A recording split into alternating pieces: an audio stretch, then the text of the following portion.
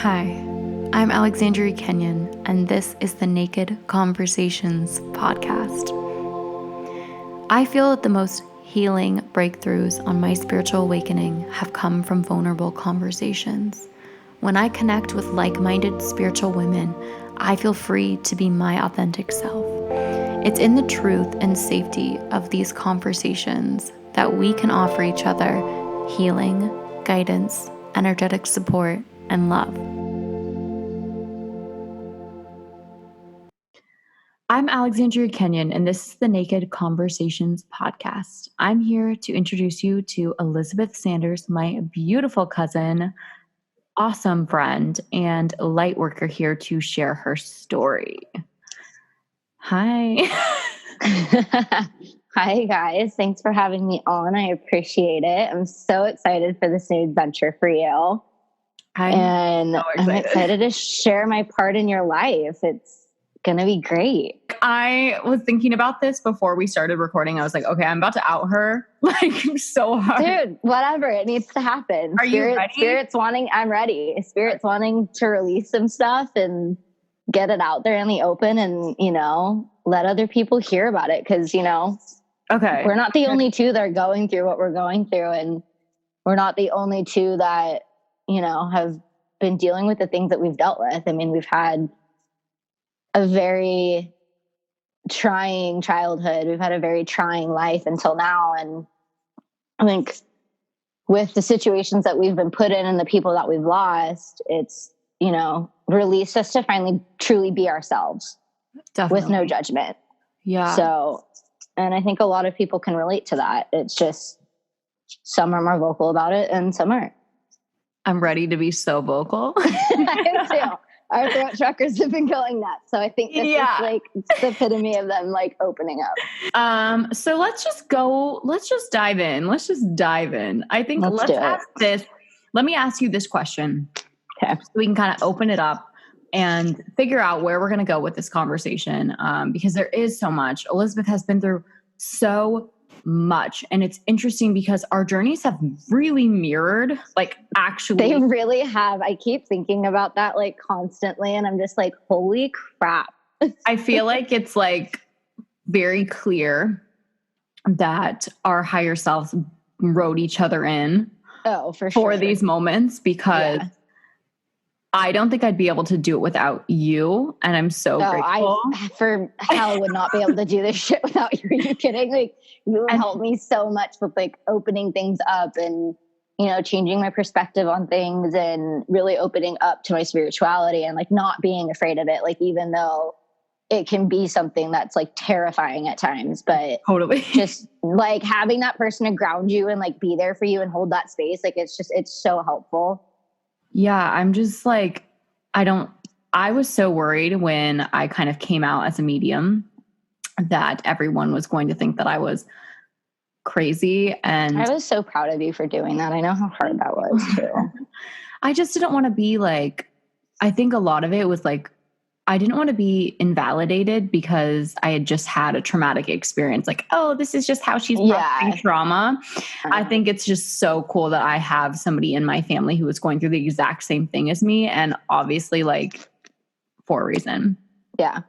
I definitely question. Yeah. I definitely question it sometimes if it is, cause like some things happen and then it goes away and then it comes back and then it goes away. And it's kind of just like an accordion effect of, emotions and feelings and sight and sound and all those things. So it's kind of just like, sometimes it's a hard thing to sit in because you have one thing happen and you're like, oh my gosh.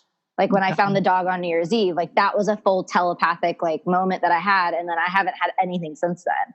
So it's like, okay, well, do I really have a gift or do I not have a gift? Like, you just don't know. So it's like when you're still going through that awakening and you have these things happen, you just like, you almost just feel like you're confused 24/7. Yeah, I think that, no, like legitimately there are so many times that like, I have to override my logical mind and be like, no, like what you're experiencing is true. And well, it's like we have to like deprogram. Like that's such a huge thing now. I do believe as like a collective as well with, what's going on with the world crisis and all this stuff that's the new normal.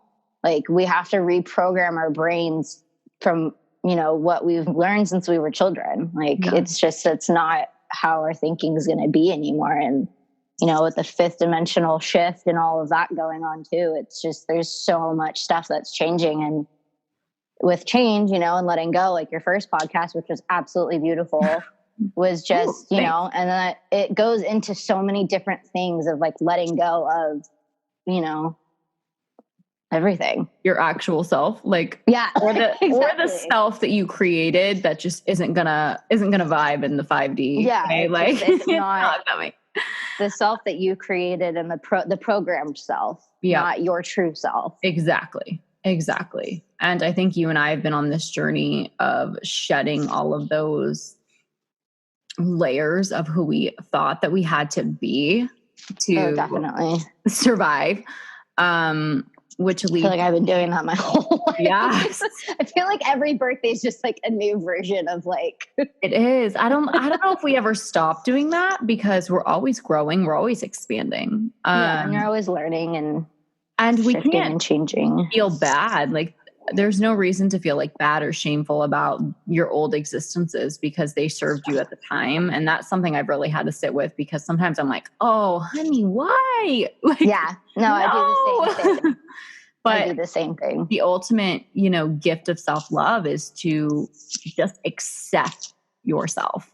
Yeah. Regardless, you don't have to judge yourself. It doesn't have to be good or bad. Just self-acceptance. Like, okay, the only answer that you should have is just like, okay, cool. And I feel like self-acceptance too, and like self-love, a lot of people don't know how to do that or like where to start. Like for me, like my journey of it, it's been so difficult for me. And like, I'm slowly getting into it now, like where I'm like listening to my body, what my body wants me to do. And like, if I have an urge to want to do something or eat something or whatever, like I listen to that urge instead of just like ignoring it. Yeah. And I think just finding the forms of like what self-love is to you, because there's no right or wrong form for it. I mean, if it's abuse, obviously no way, shape or form is that self-love. But if it's like, giving yourself a face mask or going on a 20-minute walk or, just sitting in your bed and staring at the wall, like, or like legitimately standing up for yourself, using your throat chakra, like saying the hard things, all of those things, even though they're hard, are forms of self-love that I didn't realize were self-love until I like got to the other side of like speaking my actual truth to people who hurt me. And then I realized like, oh, I must love myself to put myself in that vulnerable position and be able to, like, I was just going to say the vulnerability of it, like, is a huge thing. Like I've really been stepping into that, being vulnerable and like, doing my amendments of apologizing to people and doing my amendments of, the things that I not necessarily did wrong in my life, but the things that I did in the past of my past self. That I wasn't proud of, that, deserved to, speak that truth, but also to speak my truth to the people of like how they hurt me or what they did to me that hurt me. And that's, that's like an extremely hard thing to do, especially when you're programmed in your brain to like not do that. Like, no, like you're not, you don't do this, you don't do that. We're not always the good guy. That was a big one for me. That was a big one for me in my spiritual awakening. Like, I think so. Our ego, right, tries to always come out on top. Okay. Like that's wants to always come out on top. And so mine was so big before this that I thought that I was right 100% of the time.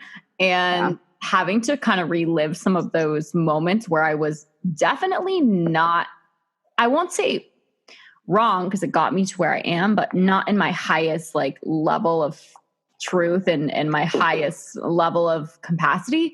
Not in my truth and not in my soul. I've had to say sorry. I've done some shit. Yeah. I'm right there with you, girlfriend. Your spiritual doesn't mean that you haven't lived a life where you've made some really interesting choices and hurt people. Well, it also goes back to like, again, like the programming, like we lived our lives like it was survival of the fittest. Yeah. I mean, we made it, we did it.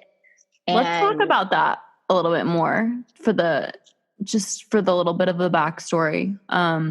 So Elizabeth and I both grew up with our mothers we loved so much, but they both struggled with addiction. And we were talking about this the other day. It was so interesting that both of us were going through the exact same thing with our mothers, but we never put it together until after they both had passed.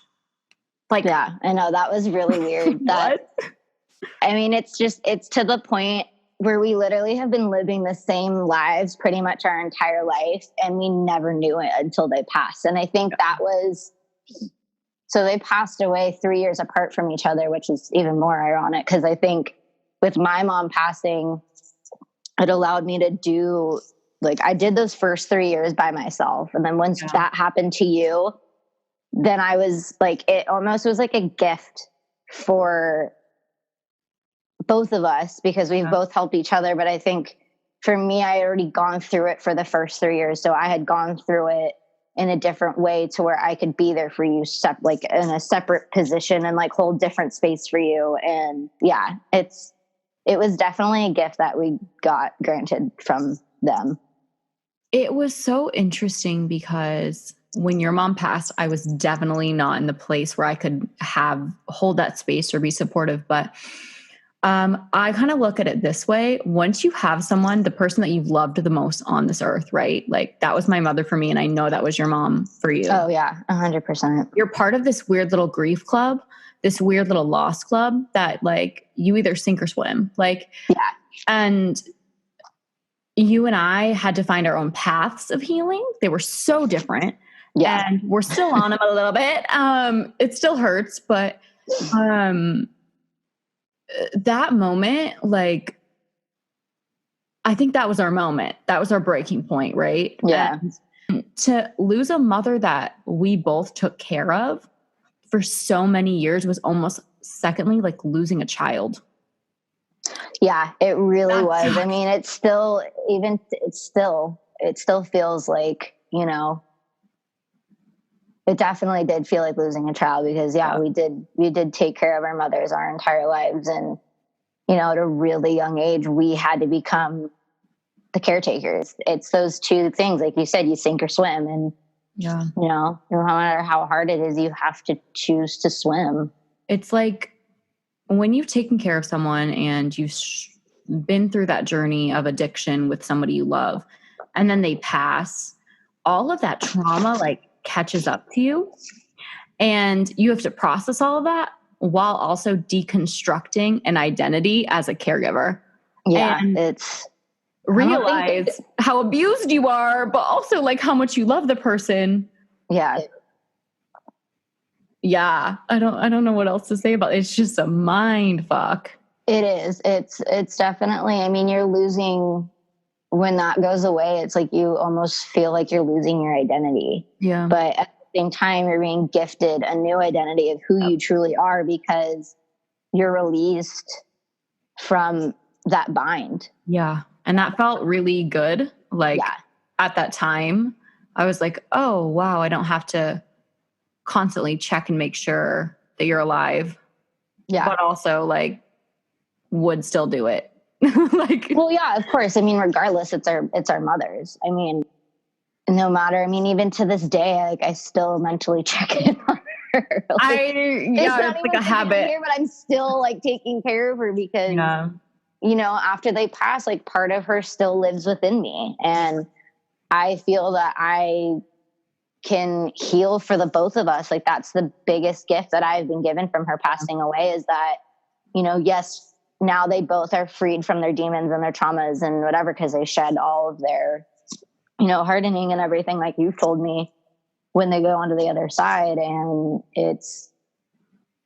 they go back to who they really were before all of that happened. And now they're healing on that part of it, and we're healing on our part of it. So it's almost like this united healing together. And it gives you just a different perspective of everything. And, like, you know, I feel like when you lose your mom or a parent, it gives you like a new form of life. to where you want to be better and you want to do better and you want to, do all these things. And not only for yourself, but for them too, to prove to them that, you gave me a purpose and I'm going to live out my purpose.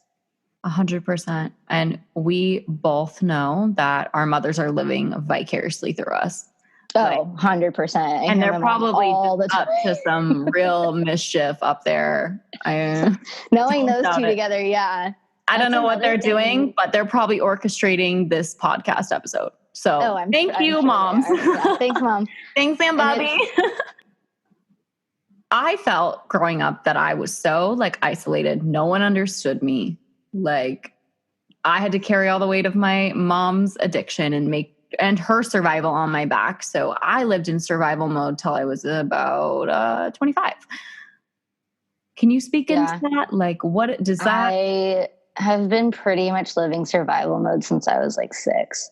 Yeah. And I've been taking care. My parents were married and then they got separated when I was 6. So their fights and all that. And that's kind of when my mom started spiraling. Yep. And my mom always struggled with stuff, but when I was baby, she was pretty good. She was at a normal level. But then once I was getting older, my mom just kind of lost it and started spiraling. And that's when I had to make the decision of, well, now I have to be the parent. Now I have to be the caretaker. I have to take care of not only myself, but also my mom. My dad left. In relationships like that too, it's so hard because it's you fight so much for someone, but both of them, they don't know how to love. That's their thing, their childhood and all of that they went through. They didn't know how to, express themselves the right way or whatever it was. And growing up my whole life, my mom struggled with expressing herself even to me. Yeah. And, she'd have her violent episodes and abuse me and throw things at me and say things to me. And, I had to take care of myself. And that didn't really stop until I was 22. And that was the year before she passed. And then, even after she passed, I've been doing survival mode pretty much until this year.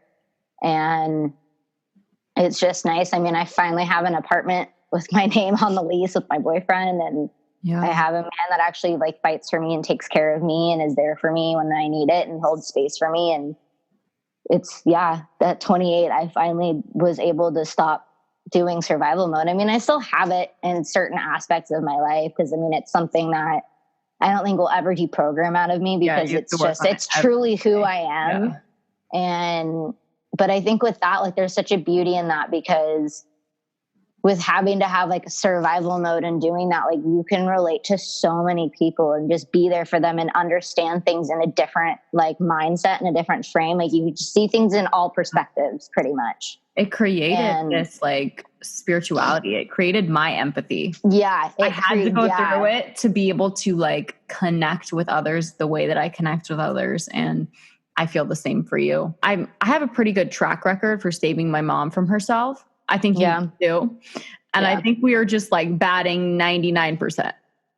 Pretty shit. No, but I'm serious. We got to look at it. I look back on all of the times I've made sure she was alive and I helped her and I got her to the right people and all the good stuff. And I'm 99% accurate. Okay. Yeah. It's that 1%. And I think it's the hardest 1% to sit with. Yeah, I think that 1% definitely trumps everything else. Yeah, and it's really, okay, all the times you did right, it's always that 1% that you did wrong or that you feel like you did wrong or that you didn't rise to your own expectations that you have to sit with and you have to live with. Yeah, I think a lot of people too, mindfully sit in that 1%. Yeah. They don't choose to do the 99 because sitting in that 1% is way easier. It's easier just to let go, give up, whatever. And, let it feel like you're a failure. Yeah. And then sitting in that 99, you're constantly fighting and having to it's almost proving yourself over and over again. Okay, well, I'm doing this. Why am I not being rewarded for these things? But if you look at it, like you are being rewarded because you're being rewarded with life lessons of things that you'd never be able to learn if you didn't choose to go through that side. Yeah. Okay. So question. Okay. Questions. What was the moment what was your highest level of pain? Like the threshold that broke you into your spiritual awakening? Wow. No one's asked me that question. I don't even think I've even thought of that myself. I think of it every day. I think what broke my spiritual awakening was honestly, so I have struggled obviously with drinking. Thanks, Mom. I've been sober for I think I'm on my 16 months like this week. Congratulations. You're doing so great. It's crazy. Great. Like I don't even think about drinking anymore. Like I can be around it and like it doesn't bother me. Like my boyfriend drinks, he drinks, wine and beer all the time and does his thing. I respect it. I'm so proud of you. He wants to do. Everyone around me drinks. I really don't have any friends that are sober. Do you think that you drank to numb all of that? Yes, I drank 100% to run away. I drank to escape my problems. I was a problematic drinker, and I learned that when, I got a DUI a year after my mom passed, and then I got a second DUI because I'm so smart. I didn't learn any of my lessons back then. And got sometimes you got to go back a second time and learn. And the second time was me learning. Yeah. I had a bench warrant for my first one, and it was just, I wasn't paying my things and I wasn't taking care of things, and I was just letting everything was just spiraling out of control slowly but surely. And I was forming my mom's habits. I was kind of becoming my mom before she passed. And I had a conversation with my dad, like, he told me, he's like, if you don't knock this stuff off, like you're going to end up in a lot of trouble and you're going to fall back into what you were doing before. And it's like, I never really got into doing drugs or anything like that. Like it was mostly just drinking and driving and just being an idiot. And so then I got my second DUI and I had to get booked and changed out and was in jail for like 13 hours and got out like 2 hours before I had to be at work to work my night shift. And I was still living with my boyfriend, Matt, at the time, but I was seeing someone else because, life has to give you lessons and you have to be as dark and whatever fucked up shit you have to do to, it's okay. Like, it. And, we've gotten past it and we love each other and we're in a much better place now and we've forgiven each other and we're working on our crap. We had been together for a year already, but we had broken up multiple times and we were kind of figuring our stuff out because we both were not in the best place when we first met. And so we were learning each other. We were going through our cycles of healing and they weren't really the healthiest cycles for sure. Mine have not been either. So no judgment. But you know what? That taught me my life lesson. And so that led into when I hit that, my second DUI and I had to go through, outpatient rehab and court put an ankle bracelet on me and I couldn't drive and I had to I got pretty much about everything taken away from me. And it really made me sit in all of it. And I started going to therapy and that was voluntarily. And, I did it consciously because I knew that if I started going to therapy before I had to go back to court, it would look better to the judge that, she's actually getting mental health, like blah, blah, blah, blah, blah. So I did it for the wrong reason. But it ended up being right. Like subconsciously, like spirit was trying to get you where you needed to go because it was I knew that I needed. Hi, Elizabeth, time to process. Yeah. You've been avoiding. Avoidance is. Yeah. And I had been avoiding for like 3 years. Yeah. And so that's where I went to therapy and the therapist that I had she was the best. I absolutely loved her. Her energy was amazing. She was genuine and she just made me feel so good about myself. She had me write a letter to my mom of what I would say to her. And she told me, she's like, make it as explicit as you want. Like speak your truth. I don't care how dark it is. I don't just write it, right? However you feel, there's no wrong or right way to feel. She's like, just write down, everything that she made you feel or whatever. So I wrote a letter to her. And ironically, when I wrote the letter, it wasn't angry like I thought it would be. It was very like, I forgive you. Like, I understand. Like, I was kind of just now at a point in my life where like I understood it. Yeah. And then she had me read it out loud to her. And that was like, she's like, don't stop reading it. Like, fight through your crying, fight through whatever you're feeling. Just like read it all straight out. And she was like, if you can't even speak words, like just keep reading it. And so I did. And then after that, she's like, okay, at the end of our session, she's like, okay, now I want you to go home. And 2 hours before our next session, I want you to write a letter from your mom to you. Yeah. And like what she would be saying to you now. And I read that one out loud. And that was the one that broke me because it was me channeling. Yeah, it was me channeling what I think she would be saying to me now, but it wasn't what I thought it was. It was what she was actually saying. She was actually saying it to you. And now that I'm like, way deeper into my spirituality and all those things, I think that's what broke me. My mom is what broke my spirituality for me. Yeah. She and spirit both were like, you're ready for this and you need this because this is what's going to, help you heal everything. And it's going to help you in so many different ways that you don't even know yet.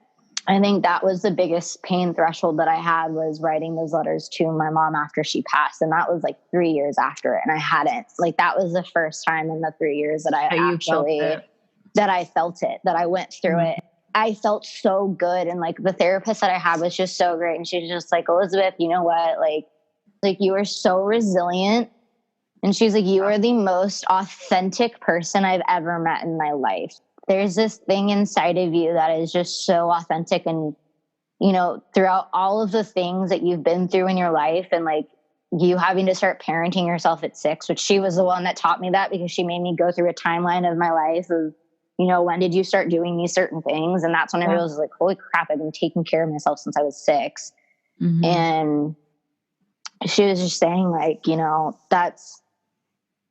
that's not something someone can be taught. That's just something someone knows. You have to learn through experience. Yeah, you have to learn through experience. And you doing that at such a young age, you have so much experience to teach and relate to other people. Yeah. And I think that was really what broke open my spirituality because that kind of started giving me my purpose and it started making me look at life in a different perspective. Yeah.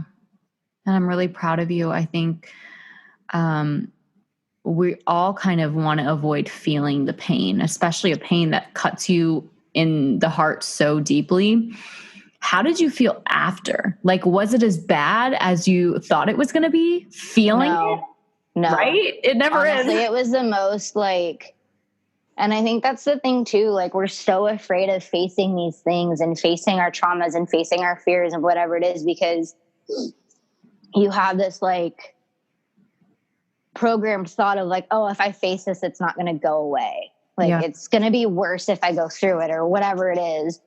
But you're not. If you face that and you go through it, you're going to go out of it on the other side so much. You're going to have so much more light in you and a more clear understanding of life. Let's talk about us coming back together because this is my favorite thing. I love this. This makes me so happy. I know. This is the best. So I saw Elizabeth after my mom had passed. I think it was in February of 2019. It was a weird trip. I was spreading my mom's ashes. It was the first time I was seeing a lot of family members. I was in a really vulnerable state and trying to keep it the fuck together. Yeah. I feel that. So Elizabeth and I decide that we are going to get lunch. And for some reason, I decided I would come out to Elizabeth as a medium this day. I was like, oh gosh, I was bawling. That was so intense, I was like, but I loved it. I'm a medium. And so it was just like energy that day that I didn't really know I was a medium, but I knew that I had like, I didn't really know. You were going into your gift. I was definitely getting things done that you were questioning a lot of things. But when you told me that, like, I got so excited. I was like, okay, oh my gosh, tell me all the things. Like, I want to know everything. And you're just like, wait, what? Like, and I can actually tell people this? and you were going through something so similar. So like when I shared with you like what I was going through, you were like, oh shit, like maybe this is true. Like maybe I do have something. maybe I was going through energy. like clairvoyancy, I think. Because I was seeing energies around like objects and people. You were opening up your third eye and I could feel it. And I was like, oh, okay. Because like when you first come out as a medium, like it's really hard because you're like, okay, are people going to accept me or believe me? I love that my soul felt safe enough. Like you were one of the first people outside of like my spiritual group of friends that knew. So that day I was like, we were walking down Del Mar in San Clemente, and there was this little like psychic shop. Oh, and I kept telling you the message that I had for you. The message that I had for you was like, Elizabeth, you need to get a reading. Your mom's trying to connect with you. And I kept telling you this over and over and over and over again. I was like, yeah, you need to get a reading. And for some reason, I had never gotten a reading done before. I was like, why don't you? But I was like, I think for me, it was always like, I always wanted to get it done, but I don't know the person personally. So it's like, how are you, how do you connect? Connection. Yeah. Yeah. We go to your restaurant that you worked at, your second home. And we're sitting there. And guess what? Elizabeth's mother comes through me. And I go, that wasn't the first person that you channeled though, right? Because it was our great grandmother on that side that you channeled. That was the first one, wasn't it? That told you that we had psychic lineage on our family or whatever. No, I mean, I had channeled people. I didn't know who I was talking to. Yeah. But your mom was the first actual, because I know her. So I knew her energy. So I was like, she was the first person who I believed it, because there are some things that came through for you, like your little bunny rabbit and things like that I didn't know.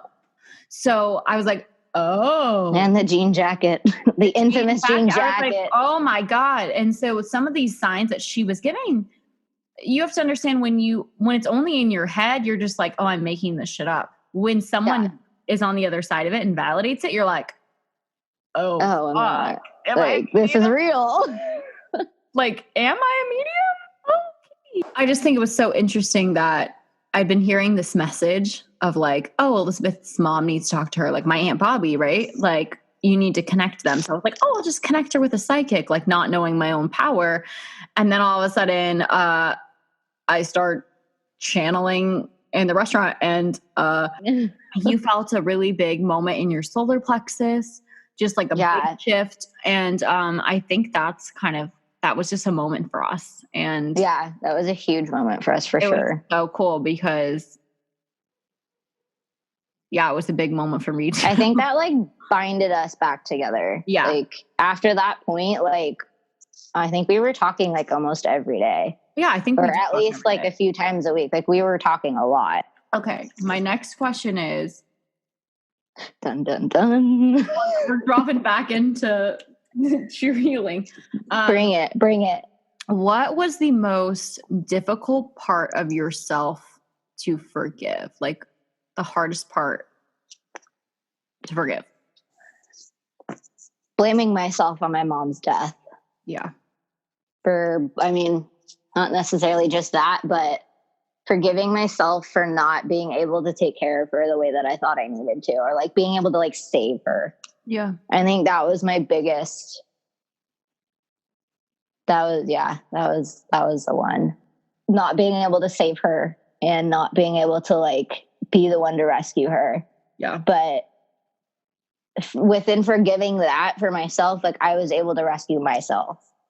Yeah. So I just grew up my whole life having to like protect her and save her. And, I felt like that was my life purpose when like at the expense of yourself. Yeah. And that was the thing. Like when my mom was alive, like I lost myself. Like I didn't know who I was. Yeah. I always knew who I was, because I've always been the same way since I was a kid.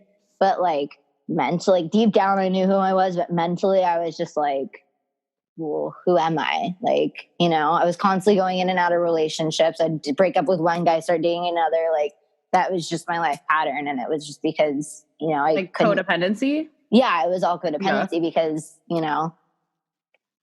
my dad left me after they got divorced. Like he pretty much abandoned me. I rarely ever saw him. I barely spoke to him. And then with my mom, like it was just all of those things, like having to forgive myself for having to go through those things. Yeah. I guess, if that makes like any sense. No, it really does, because I think a lot of it too is like going back to that child who had to deal with that, and going back to your past self, going back to the person that you were when your mom died, and offering support to that person. Yeah, like, that's your shadow self. Yeah, but also your inner child, like coming back and just being like, wow, okay, I forgive you for acting like this, because you're doing the best you could. You were doing the best you could. And also like that little child, like coming back and be like, we made it. We're safe now. I love you. I forgive you. You need to forgive yourself. And so talking to your inner child too. And well, you helped me with that, and you helped me create my safe space for my inner child too. So that was fun. Inner child work is something that I'm so passionate about, especially for people who've just gone through traumatic situations where you lose yourself. Like there's nothing, I think, more heartbreaking than losing yourself in someone else. And that can look like so many different things. That can look like with your parents. That can look like with a spouse. That can look like a boyfriend. That can look like friendships. Yeah. When you don't come back to your center and your soul, like then you start like being disassociative. And you become disconnected. Yeah. And it's a very weird, ungrounded feeling. And I felt like that for so long. And so, I definitely agree.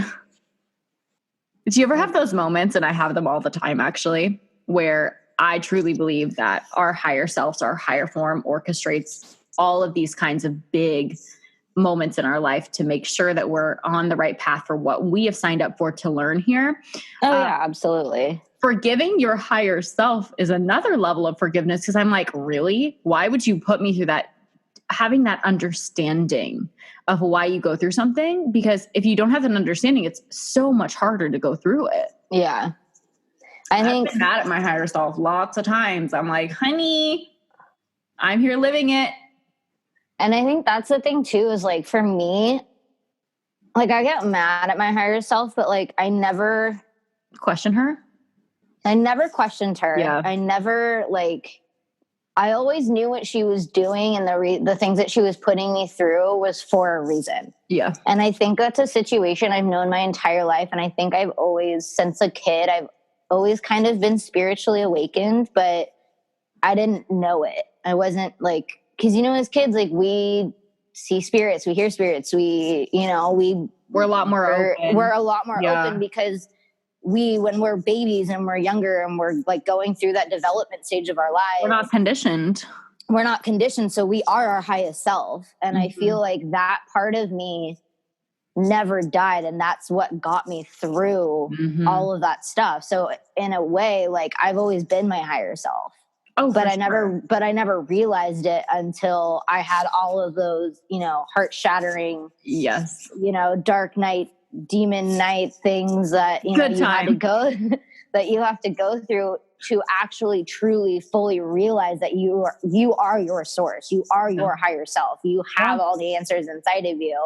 You have everything you're looking for. What does the future look like for you? What are you feeling?